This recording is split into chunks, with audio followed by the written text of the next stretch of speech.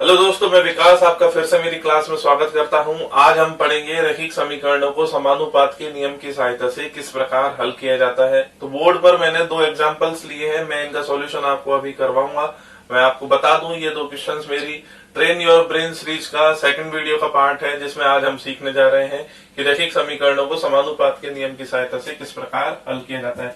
पहले मैं आपको एक बार समानुपात का नियम समझा दूं कि यदि a प्रोपोर्शनल टू b है और a proportional to inversely proportional to 1/b है, तो इसका तात्पर्य है कि यदि a बढ़ेगा तो b भी बढ़ेगा, और इसका तात्पर्य है कि यदि a बढ़ता है तो b घटेगा, और यदि a घटता है तो b बढ़ेगा। अर्थात यहाँ a के बढ़ने से b घटेगा और a के घटने से b बढ़ेगा। मैं उम्मीद करता हूँ कि आपको ये नियम पता होगा।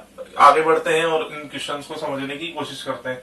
आप गौर से देखिएगा, यहाँ इस समीकरण में x और y के गुणांकों का योग 5 है, तथा इस समीकरण में भी x और y के गुणांकों का योग 5 है। 2 और 3 5, 3 और 2 5। तो आप समझने की कोशिश कीजिए, हम करने ये जा रहे हैं कि हम x और y में से किसी भी एक चर का परिवर्तन देख रहे हैं कि इस समीकरण से इस समीकरण में x में या y में क्या परिवर्तन हुआ है, उसके सापेक्ष दाएं पक्ष में अर्थात हमारे अचर पद में क्या परिवर्तन आया है, उस परिवर्तन के सापेक्ष हम गणना करेंगे कि x और y का मान किस प्रकार ज्ञात किया जा सकता है। आप समझने की कोशिश कीजिएगा।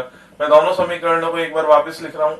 2x plus 3y equal to 4, 3x plus 2y equal to 5। अगर मैं लिखूं 5x plus 0y equal to what, तो आपको ये समझना होगा कि हम ये किस प्रकार कैलकुलेट कर सकते हैं। आप देखिए, मैं पहले x में परिवर्तन देख रहा हूँ। x में यहाँ 2 से 3 आए हैं और 3 से 5 आए हैं। यहाँ पर 1 का चेंज है और यहाँ 2 का चेंज है। इधर 4 से 5 आए हैं और 5 से यहाँ कितने आएंगे, हमको ये चेक करना है। ये कैलकुलेट करते ही हम बता पाएंगे कि 5x का मान किसके इक्वल है। वहां से हम 5x बराबर वो वैल्यू और फिर हम x की वैल्यू कैलकुलेट कर पाएंगे। समझिए, 2 से 3 में 1 का चेंज है, हम कह सकते हैं 1 की वृद्धि हुई है। यहाँ 4 से 5 में 1 का चेंज है, हम कह सकते हैं 1 की वृद्धि हुई है। 1 की इधर वृद्धि से उधर भी 1 की ही वृद्धि हो रही है। यहाँ देखिए, यदि ये 2 की वृद्धि होती है तो यहाँ कितने की वृद्धि होगी।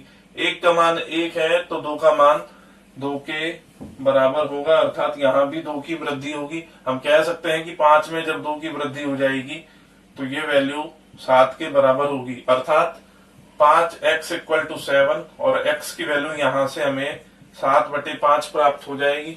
इसी प्रकार यदि हमें y की वैल्यू कैलकुलेट करनी है तो आपको देखना होगा कि y में क्या चेंज आया है। उसको समझने के लिए मैं वापस एक बार लिख दूं, 2x plus 3y equal to 4, 3x plus 2y equal to 5, 0x plus 5y equal to what. आप समझ रहे होंगे मैं यहाँ 0x क्यों लिखा है और 5y क्यों लिखा है। मैंने गुणांकों का जो योग आया था वो मैंने यहाँ भी मेंटेन किया है, 0x प्लस 5y। यहाँ भी आपके गुणांकों का योग 5 ही है।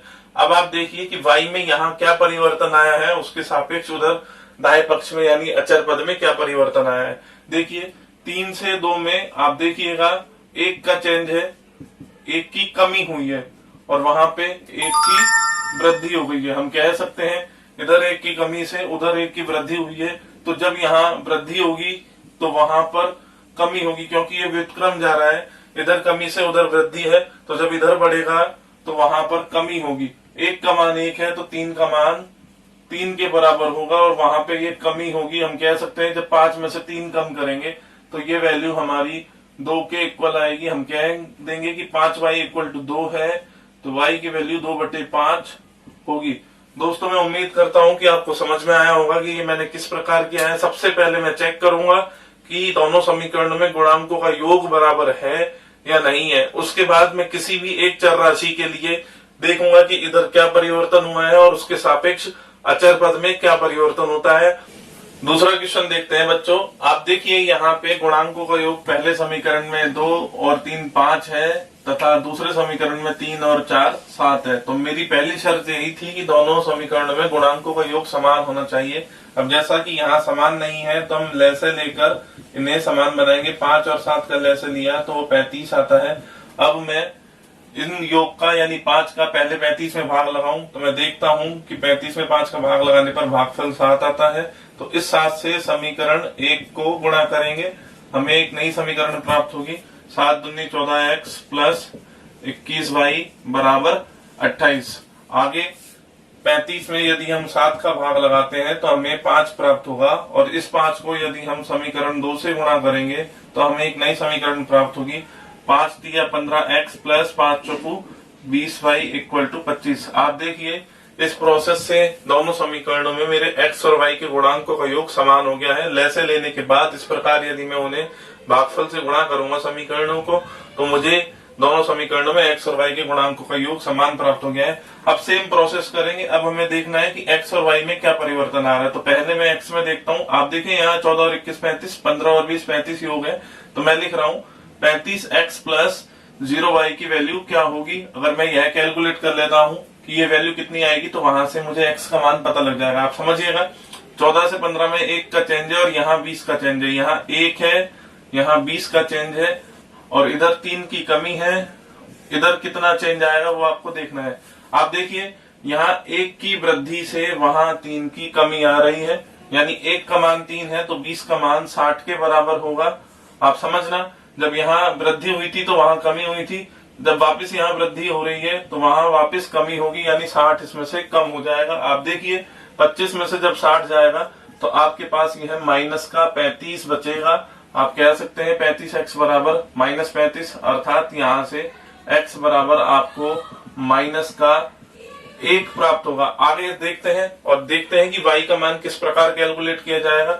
यदि मैं लिखूं 14x plus 21y equal to 28 आपको दिया है, 15x प्लस 20y ये भी आपको पता है कि 25 के बराबर है। आपको कैलकुलेट करना है कि 0x प्लस 35y की वैल्यू कितनी होगी। आप ये कैलकुलेट कीजिए। आप देखिए 21 से 20 में और 20 से 35 में क्या चेंज है। यहाँ 1 और यहाँ 15, तो यहाँ 1 का चेंज है तो यहाँ 15 है, इधर 3 है। आप समझना कि जब 1 की यहाँ पर कमी हो रही है तो वहां 3 की कमी हो रही है, अर्थात y में 1 की कमी होने से वहां अचर पद में 3 की कमी हो रही है।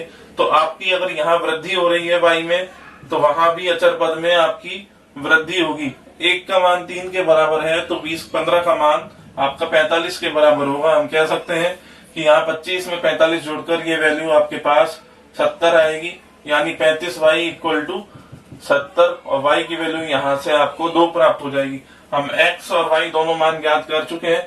तो बच्चों ये दोनों क्वेश्चन आपके असाइनमेंट हैं, आप इन्हें नोट कर लीजिएगा और इन्हें आप हल करने की कोशिश कीजिएगा। जहां भी आपको दिक्कत आए मुझे कमेंट सेक्शन में लिख के जरूर बताइएगा।